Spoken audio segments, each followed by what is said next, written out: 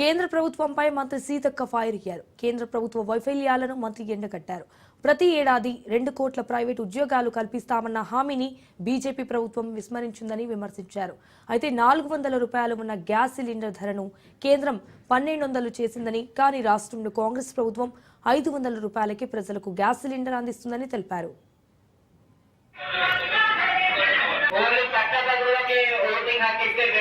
అని చెప్పేసి సలహా ఇచ్చారు. అంటే మీరు ఒకసారి ఆలోచించండి, పక్కన పోటీ లేదు, కానీ పోటీ ఉన్నది కొంచెం మంది.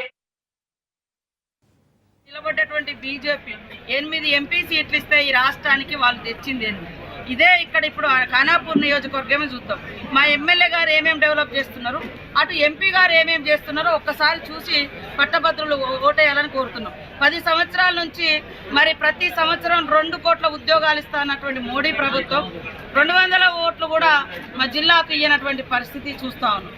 మనం ఈరోజు చూస్తే కాంగ్రెస్ ప్రభుత్వం వచ్చి రాగానే మరి ఈరోజు 54,000 పైగా ఉద్యోగాలు ఇచ్చినటువంటి ఘన చరిత్ర కాంగ్రెస్ పార్టీది, సీఎం రేవంత్ రెడ్డి గారు. అందుకనే ఇవాళ ప్రజల మనిషిగా మళ్ళా యొక్క మరి ప్రభుత్వ కార్యక్రమాలు, ప్రభుత్వ పథకాలు బలంగా యువతకు, ఉద్యోగులకు అందుబాటులోకి తీసుకెళ్లే విధంగా పనిచేసేటువంటి మరి నరేందర్ రెడ్డి గారిని గెలిపించాలని మేమందరం కూడా